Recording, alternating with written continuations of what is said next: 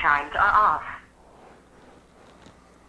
All right, and thank you for that beautiful, beautiful discussion before we get started, because everybody is right in tune with what tuned in to me this morning. There is only one life. It is the divine. It is perfect. It is whole. It is complete. It is all-knowing. It is all power. It is all presence. That means the presence that we are is some part of it, a unique, individualized expression of the divine. And what is true of it is the very essence of our being. We may not always be aware of it. We may not always express it eloquently. But it is nearer than our hands and feet. It is closer than our breath. It is that which beats our hearts for us. It is that which digests our food for us. And it is always available for our conscious realization of its presence, of its activity.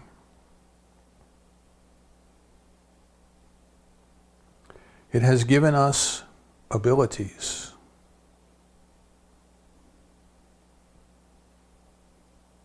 But we must use them. The ball is up over the hoop. We have to tap it in. It has created us to be self-aware. Today, we choose to be self-aware. We choose to exercise the control that only we can exercise. To be aware of our thoughts, to be aware of our habitual thoughts, as Jeannie said. The behavior of thinking, the behavior of acting, the behavior of reacting.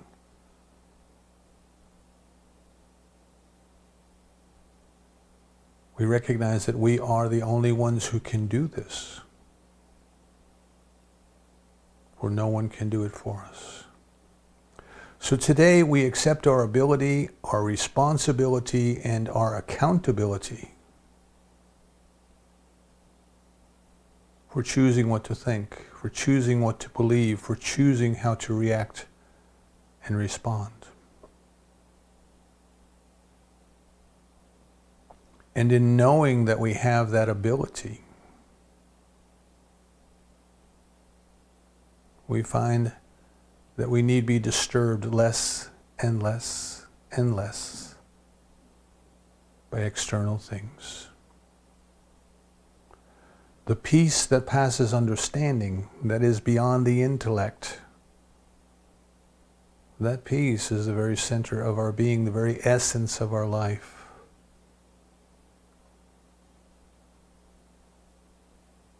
And we move beyond the chatter of monkey mind. And we sit in the lap of the presence of divine love.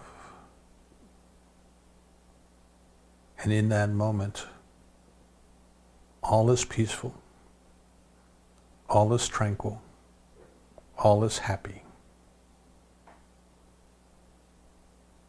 We are grateful to know that we have this ability, and we are grateful to know that our decision to consciously use this ability has set into motion that power that responds to us according to our belief. Whatever change or changes as needs must be in our consciousness and in all consciousness in order for us to fully step into the role of conscious participants in this thing called life. Whatever needs to be done is being done right now. So we release this treatment to that perfect law, the law that does respond to us according to our belief. And we accept our awareness and our action with regard to what we think. We release this now, knowing so certainly it is done, that we say together, and so it is. Well, good morning, everyone. Welcome, and thank you for being with us. And based on the conversation before we got started, I think everybody is just light years ahead on this one. Everybody's got the same idea. Right? We are thinkers. And we are responsible for what we think, and we are accountable for what we think. But we must be aware. We must be aware of what we think, and we must exercise dominion, if you would call it that, in biblical terms. God gave us dominion. We must exercise the dominion that we have been giving. Now this all leads into, this is the second part of our talk on the pursuit of happiness, but not happiness from the secular, not the happiness that the world understands, the happiness that comes from the satisfaction of a want, the satisfaction of a desire, but rather the peace and the tranquility and the contentment, and as the Buddhists would call it, the equanimity, the stillness within, the stillness within. If you remember last week, I used an image that comes to us from the book of Revelation. And it says there was this throne, and the throne was in the middle of a lake that was as smooth as a mirror, smooth as glass. And alongside the lake there was a pit, and there was fire and brimstone and weeping and wailing and gnashing of the teeth coming out of the pit. See? And I mentioned we have to understand that these are symbols. These are symbols, that there is a big part of us that functions subliminally below our level of conscious awareness, but functions nevertheless. Carl Jung talked about these. He said the ego, the aware part of us, the intellect, the analysis, does not know and cannot know directly that part of us that you would call the subconscious or the subliminal. But nevertheless, that subconscious or subliminal is responsible for much of what our behavior, much of what we do. And the only way that the conscious mind can know the subliminal mind is through the symbols that it presents. These are symbols of dreams, these are symbols of visions. And we have to understand when we are listening to passages from the Bible that much of it is written in symbolism and therefore is not literal. So John saw this throne sitting in the middle of the lake that was as smooth as a mirror. And beside it was the pit of the weeping and the wailing and the gnashing of the teeth and the fire and the brimstone. And of course that image has been used to frighten people over many years. But last week I shared a different view of it, just one to consider. And that is that what the throne represents is that ultimate experience of the presence of God. And our approach to it has to be in perfect stillness. The lake as smooth as a mirror. We cannot find perfect peace while we are thinking violent thoughts. We cannot find perfect love while we are hating, you see. So they have to go into that pit. They have to be removed. And sometimes we don't want to let go. Letting go is going to be something we'll talk about later. So if we will not let go of the things that are disturbing our peace and our tranquility, but if we truly seek that peace, then these things are going to have to go. And sometimes it's a struggle. And there's weeping, and there's wailing, and there's gnashing of teeth. St. Augustine, there's a famous quote from St. Augustine, and he apparently had a very active youth, and then later came into religious studies and changed his ways. But as he was in that process of awakening, he's quoted as saying, "O Lord, make me good, but not yet, but not yet." See? We have these things, we all have these things that we know we must let go of. We know that they are keeping us and holding us back from the very thing that we say we want, which is this peace, this tranquility, this perfect happiness, the spiritual happiness we're talking about. But we're not quite ready to let go yet. We're not quite ready to let go. And of course, our inability to let go, or our unwillingness to let go, becomes a cause of unhappiness for us. See? So we're talking about this idea of happiness. We were talking about it last week, of this spiritual happiness, of this peace, of this tranquility, of this equanimity, as being the driving force, the motivating force of our spiritual growth. And how some of the philosophers said, well, you shouldn't want to be happy, because wanting to be happy, well, you want to be happy, and there's other people in this world who are suffering, and therefore it's selfish for you to want to be happy. And we take that to the next step, which is the happiness that we want to experience. We want everyone to experience. That is, our desire for happiness does not depend on us getting something at the expense of somebody else. We do not want something for ourselves that we would not want for everyone, which is true happiness. And the Dalai Lama talked about this in the book that I referenced last week, The Art of Happiness. This desire for happiness is a universal desire. But our idea of what it means to be happy and what it takes to be happy, well, that's different for everybody. And if we can get past the differences and say, but the desire to be happy is the same, even though the idea of how to be happy is different, then we can kind of look at what is this desire to be happy. Right? And as I mentioned last week, the Declaration of Independence says that the pursuit of happiness is a God-given right. But it doesn't guarantee us happiness. It doesn't say that we are guaranteed to be happy. And the philosophers tell us there's no way you could do that, because there's so many different ways, and there's conflicting ways. What would happen if one person said, well, I would only be happy if all of the cars in the world were blue, and another person said, well, I would only be happy if there were no blue cars in the world. How do you resolve something like that? But the point there is that both of those ideas of happiness are dependent upon an external, something outside of the individual.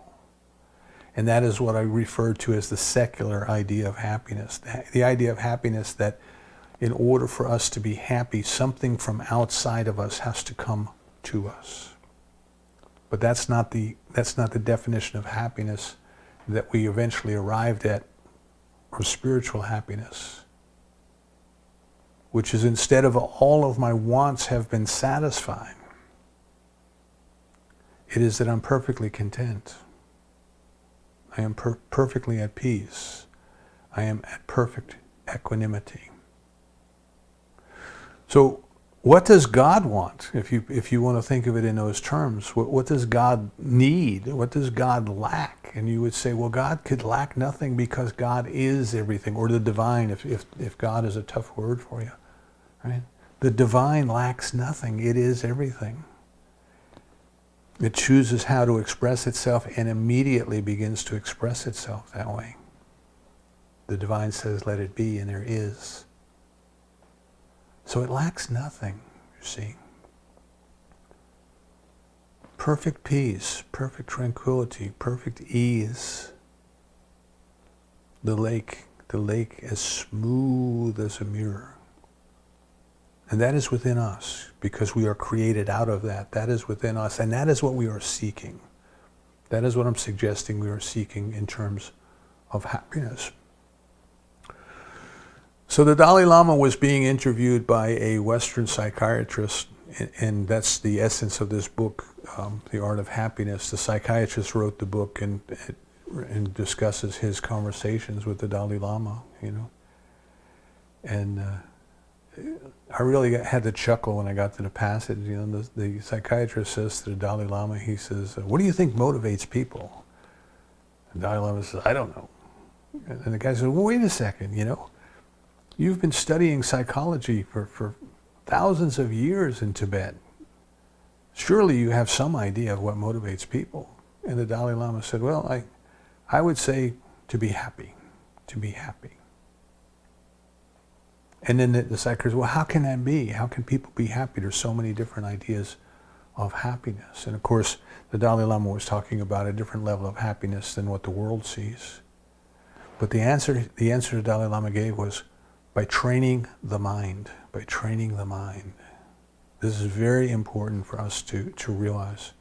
By training the mind. And he went on to define mind as not our Western concept of the intellect, not thought, not reason, not logic. It doesn't exclude those, but it doesn't limit the definition of mind to those things. It brings in the heart, it brings in emotion, it brings in feeling, and it brings in that big part of us, the subliminal part of us that Jung talked about. The part that is there, but we are not consciously aware of. And yet it serves to motivate us. Now, I've mentioned several times, when we were teaching different self-help courses and motivational courses and things like that, we always use the image of the iceberg. So the iceberg is floating in the water, but only 10% of it is visible above the water, and 90% of it is below the water. And the meaning that we assign to that is that if we think of our own consciousness, of our own mind, if you want to call it that, the part that we are aware of is the part that sticks out above the water. It is only 10%. But 90% of what we truly believe, 90% of what causes us to do things, our behavior, the way that we act, all of those things are driven by what's below the waterline being our below our level of awareness. But when we get into spiritual teachings, we have to add a new dimension to that model, which is there's a whole level of consciousness or levels of consciousness above the tip of the iceberg. So you might think of, you have a water line here, but you have another line at the tip of the iceberg. I don't know what you would call that line, but it's the line that divides the normal waking consciousness that we have from what the mystics would call the supra-consciousness, right? The divine consciousness. Perhaps this is where inspiration comes from. This is where intuition comes from and realization comes from. And it's interesting how in different cultures and different societies over time, there's an acknowledgement that there is something there, and everybody describes it a different way. Some will say, well, it's the muses. The muses come and inspire the artist. Isn't that a way of saying, well, the idea came from someplace else? Some people will say it's spirit guides. Spirit guides come and talk. Doesn't matter. It doesn't matter the term that we give it. What I'm getting to is there is something there. There is a level of consciousness below our conscious awareness, and there is a level of consciousness above our conscious awareness. And we are kind of right in the middle there. But there is intelligence, there is information. There are ways of knowing that are beyond the intellect. So I would say when we talk about mind now, instead of just talking about the waking mind, the mind that I'm familiar with, the activity of thoughts that I'm familiar with, we have to take into account this entire model now. There is a part of me that is functioning at a level below my conscious awareness, and there is a part of me that is functioning above my level of conscious awareness. And I think if you take that model in, and the Dalai Lama says, we can be happy by training the mind. I think you start to get a different picture of what he's talking about. I don't know what would come to us when we talk about training the mind. We might, in our Western world, we might think of some sort of discipline of repeating affirmations or all of those sorts of things. But I don't think that's at all what he means. So let's talk about this importance of training the mind, and then we'll kind of go into a little bit of how that deals with our happiness, right? And what Jeannie shared with us at the beginning was right on. Right? She has come to the realization that thinking is a behavior that is under our control. I would say maybe under our control, or may not be, but we must decide. We must decide to exercise that control. Otherwise, I love Osho's example. He said, otherwise our mind is like a stray dog that wanders and we just follow it. You know, we just follow it. It's the dog is just going here and sniffing there and walking there. When our kids were little, we had a couple of basset hounds, and they didn't appear to have much ambition, but every once in a while they would get out the gate. I think the Cocker Spaniel opened the gate for them, and the basset hounds took advantage of it. But every once in a while, one of the kids would say, the dogs are gone, you know, and I would go out and I would just check the wind, which way the wind was blowing, because the dogs were headed straight upwind. Whatever smells were coming downwind, that's where they were going. They were just wandering. And we're like that. If we have an undisciplined thought process, we are like that, you see. Our mind wanders and we follow it. So why is this important? Why is training the mind important for happiness? And it comes down to the very simple question of, where are we happy? Where are we unhappy? See? And it's within. It's within. It is a state of mind, if we want to consider it that. It is what we are thinking. It is what we are feeling. It is something that is taking place within us entirely. Now, it may be triggered by something that happened out there, but you can take the same trigger event and present it to many different people, and some will be happy and some will be unhappy, you know. We would deal with this all the time when we would, at work, we would have meetings, and in order to keep the meeting going, we would bring in foods. Somebody would call down in the cafeteria and say, you know, send up 30 sandwiches and drinks and things like that. And then, you know, it would start. You know, people would say, well, I don't like this kind of bread. I don't like that kind of meat. I don't like this and I don't like that. And all of their likes and dislikes were certainly valid. But my point is that here is this big tray of sandwiches, and some people would say, ooh, look at that. That's great. I love that. And other people would look at that and say, oh my goodness, that's disgusting. You know, how could you eat that? So we take the externals and we say our happiness is not dependent upon the externals. It may be triggered by the externals, our happiness or our unhappiness, but it is something that takes place within us.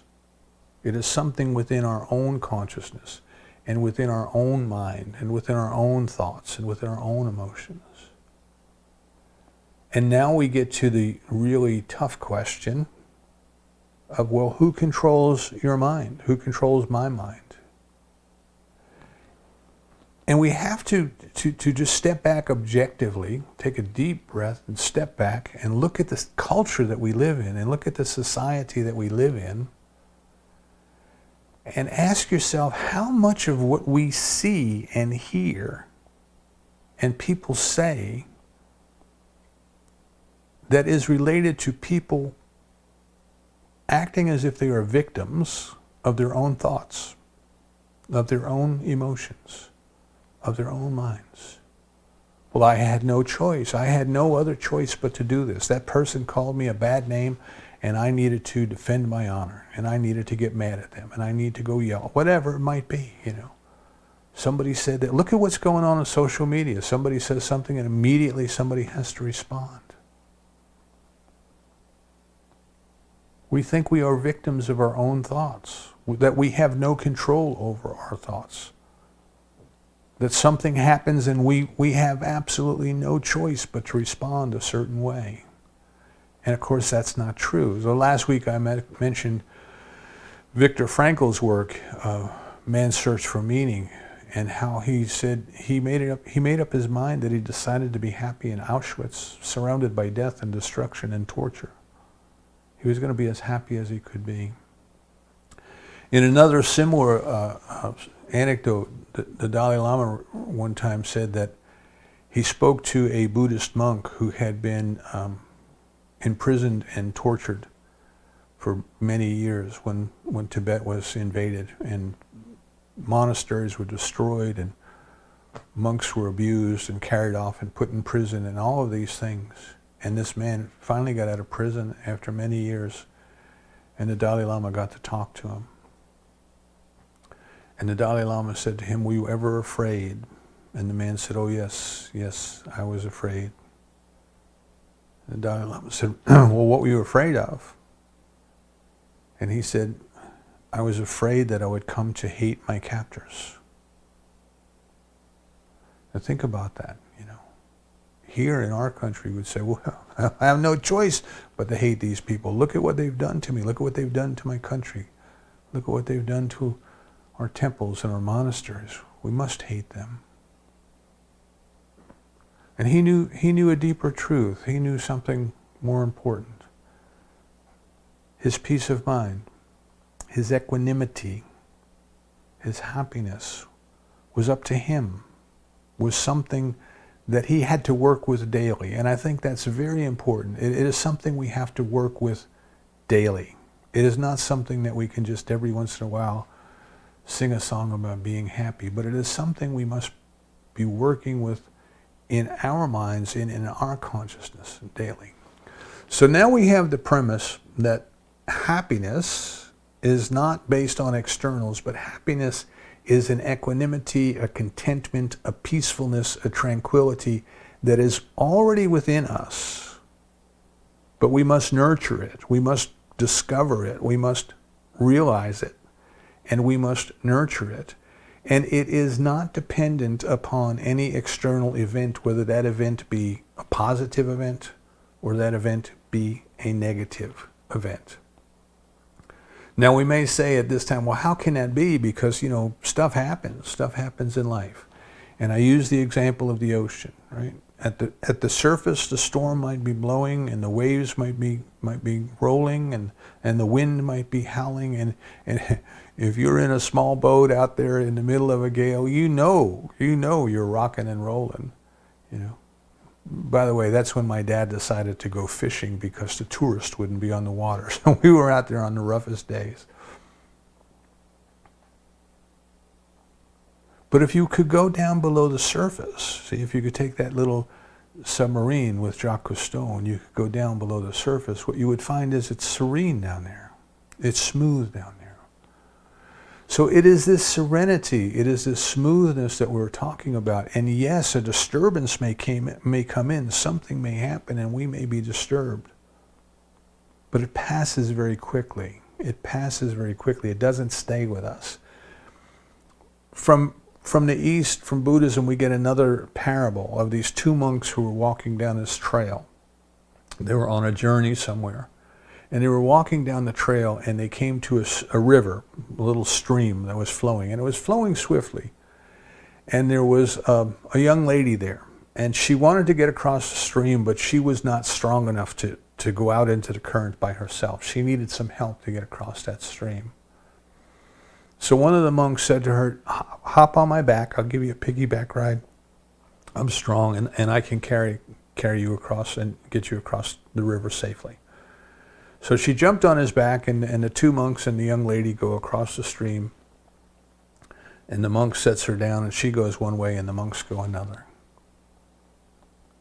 And for the next for the next 10 miles, the one monk is grumbling at the other. And he's saying, you know, how could you do that? How could you give that lady a piggyback ride? You're a monk. You took a vow never to touch women. And here you allowed this woman to jump on your back and put her arms around your neck. And that is a violation of your vow. And you should not have done that. And he's just going on and on and on. So finally the other monk stopped and he said, listen. He said, I carried that lady across the stream. She needed to get across the stream. He said, and I set her down and she went on her way and I forgot about it. He says, you've been carrying her on your back for the last 10 miles. Let it go. Let it go. So the example there is that sometimes things happen. There's a disturbance in the forest, to put it in Star Wars terms. Sometimes things happen, right? Life is full of unexpected stuff happening. This perfect peace and tranquility that I'm talking about does not mean, oh, nothing ever happens. It's upsetting, you know. Of course stuff happens. Life is made up of stuff happening. But the disturbance is on the surface, you see. And it does not come down and bother us at the deeper level of our tranquility, of our peacefulness, of our happiness. And where is that deeper level of our tranquility, and where is that surface level of disturbance? It is in our mind. It is in our consciousness. It is in our subliminal consciousness, wherever you want to call it. It is within us, and because it is within us, and because we have been given the ability of self-awareness, we have been given the ability to choose, will and volition, and we have the ability to control. But we haven't been taught how to do that. Not many of us, anyway. I was never taught how to do that. So I want you to consider this, you know, from before the moment we entered in the world, while we were in our mother's womb, we were aware of our environment. You know, they talk about babies recognizing their mother's voice when they were born because they heard it while they were in her womb. Parents sing to the children and talk to the children while they are in the womb because there is a conscious awareness within that little child. Now the child itself is not aware that it's aware, but it is aware, you see. So we come into this world and we are thinking and we are observing and we are looking all around and we are forming all of these ideas and opinions about the way the world works, you know, and what is good and what isn't good and who is to be trusted and who isn't to be trusted, you know. And all of these little things that we do as an infant that demonstrate that we have something called thought, we have something called thinking that is taking place. But we are not taught anywhere along the line really how to train that thought, how to discipline that thought, not in terms of punishing it for doing something wrong, but to train it to go in the direction we want it to go.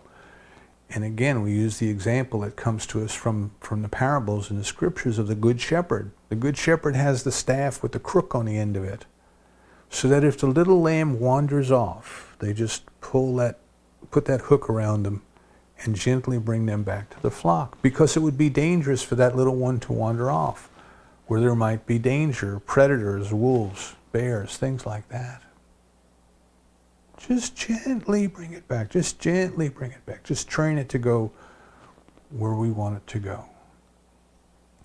But we're typically not taught that. So our experience of life then, as human beings, is we come into this world and we're thinking and we're not even aware that we're thinking. And we're reacting and we're not aware that we're reacting. And there's a level of thought that's taking place below our conscious awareness, the subconscious or subliminal, if you want to call it.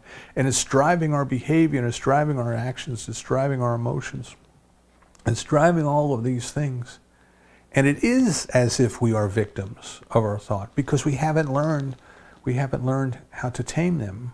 We haven't learned how to control them. We haven't learned how to exercise the dominion that we have been given over our thoughts.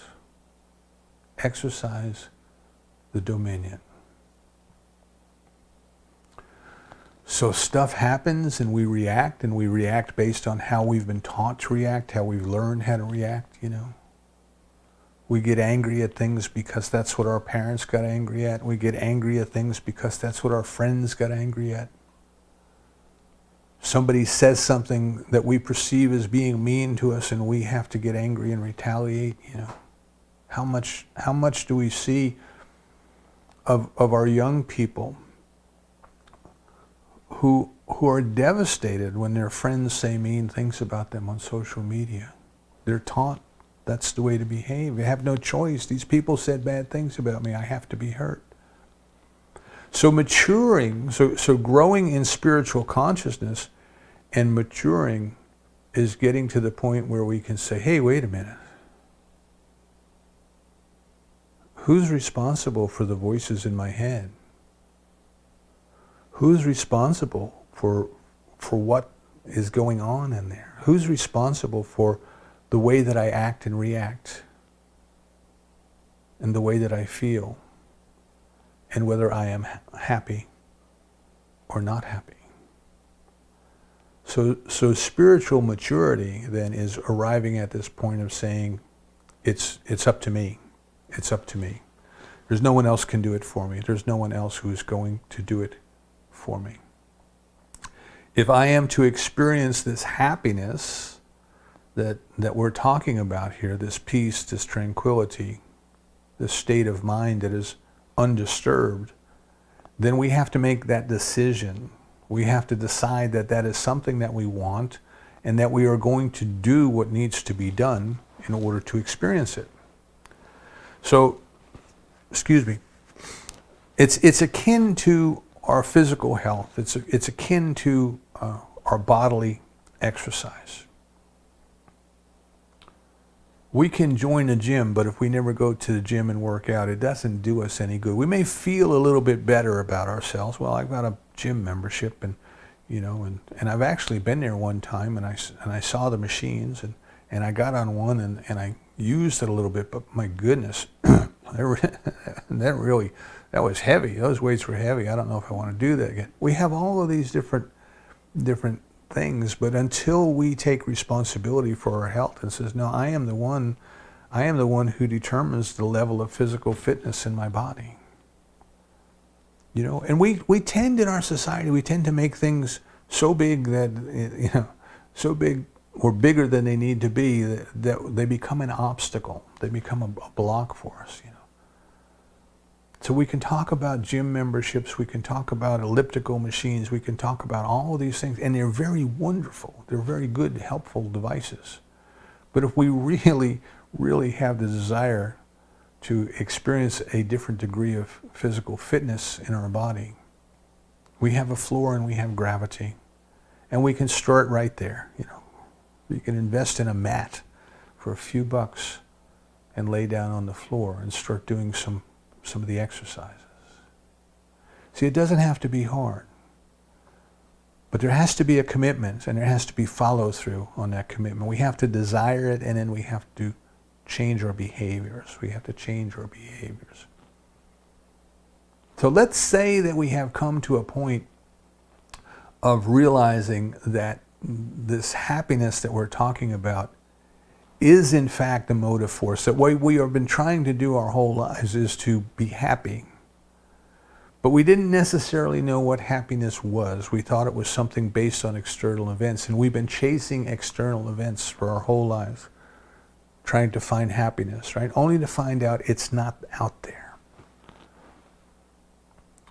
I think it was Emmett Fox. In one of Emmett Fox's books, he wrote just a little short piece, and two preachers are talking, and the one preacher says to the other, he says, would you rather preach to a rich congregation or to a poor congregation?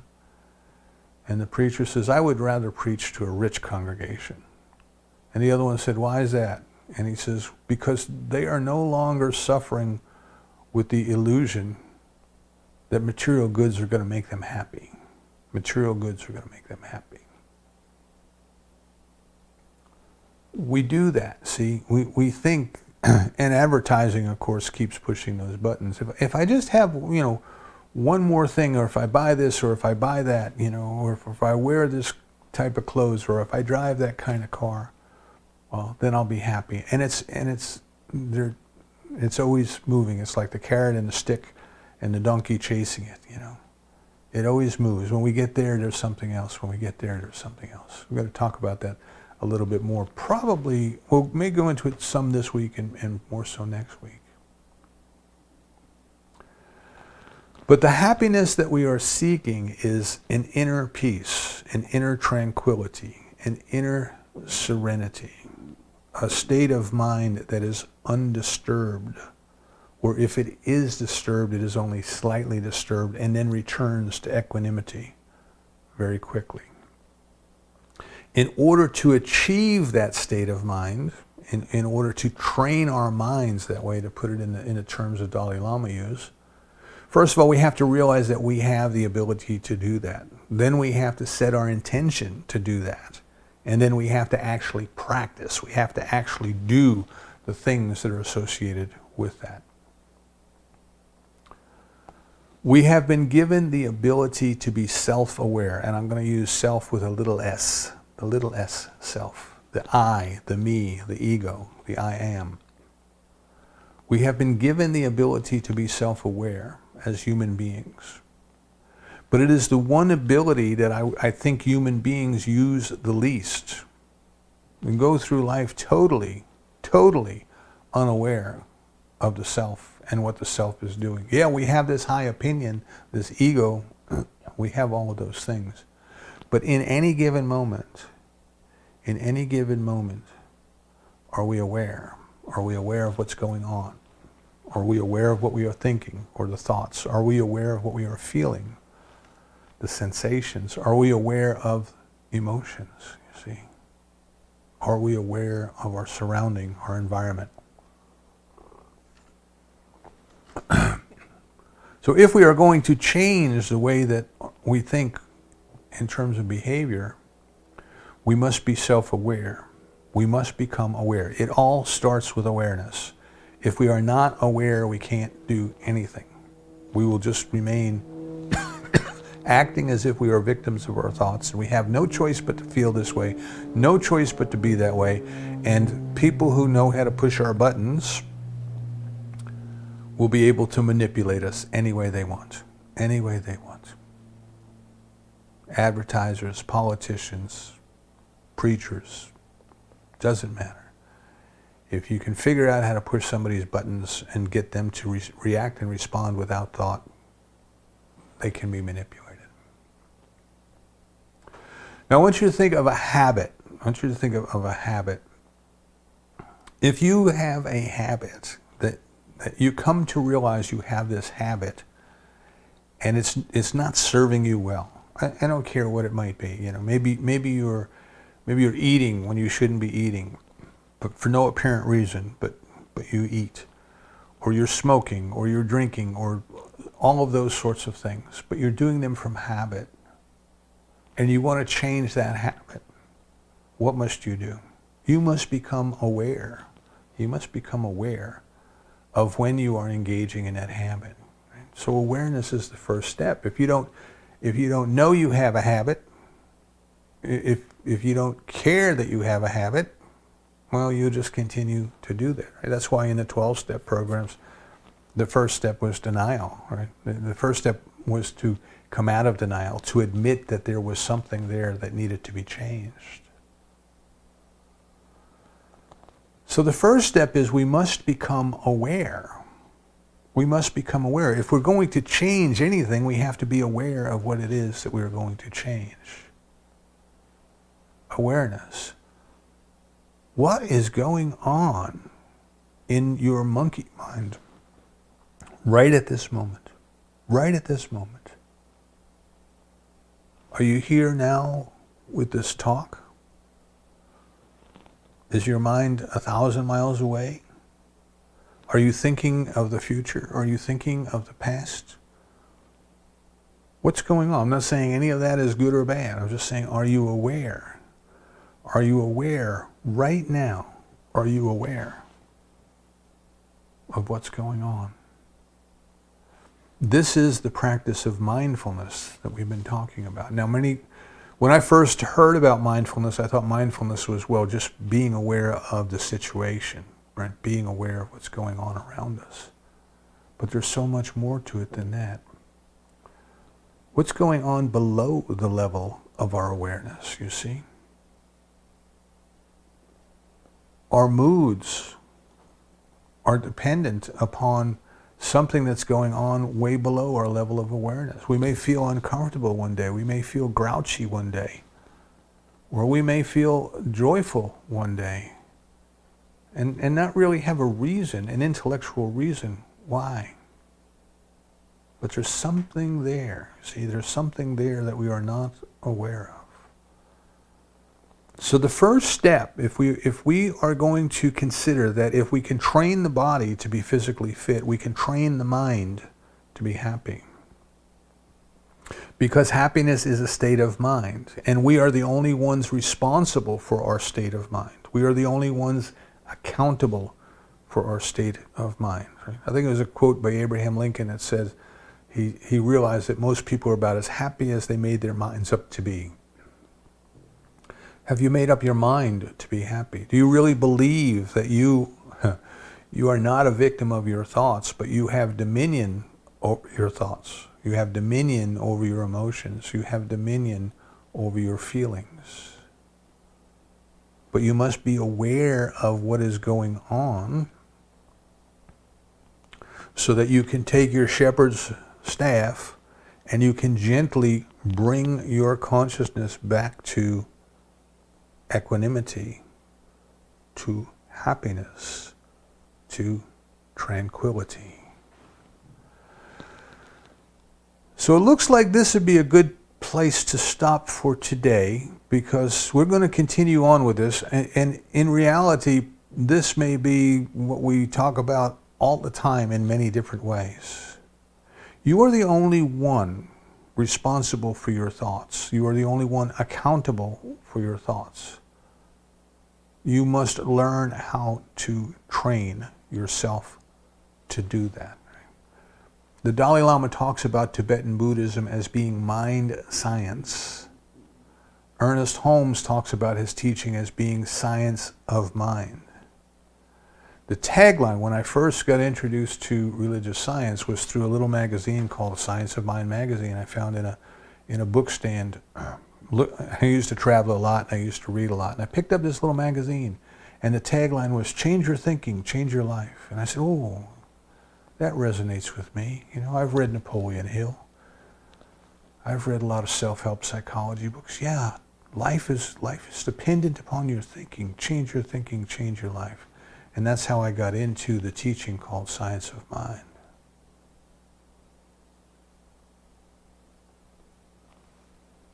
Intention. Do you intend to become more aware of what's going on within you, not just your intellect, but within all of you? Do you intend to exercise dominion over your own thinking because you recognize that your own thinking is what is key to happiness or unhappiness? And are you willing to practice that? Just as you must be willing to go to the gym or get down on the floor and physically exercise, you must be willing to change your diet if you wish to have better physical health. Are you willing to practice better mental health? Are you willing to practice training your mind? Are you willing to be mindful of what is going on? If the dog is stray and it's wandering, are you willing to at least be aware that my mind is like a wandering dog and I'm following it? Because then you can say, well, I would rather not follow it. I would rather bring it to a different direction. These are the keys to happiness. These are the keys of what we were talking about.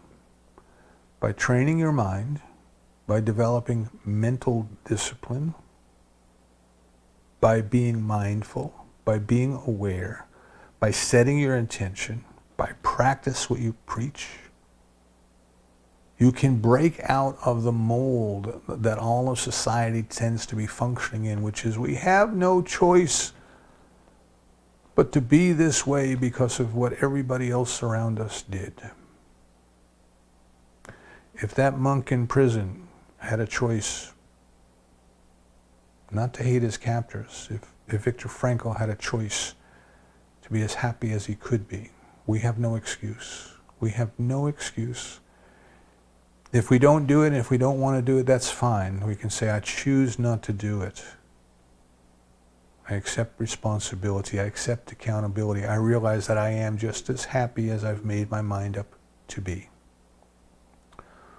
Or we can say, I am the only one in charge of my thoughts. And it may have taken me an entire lifetime to get here.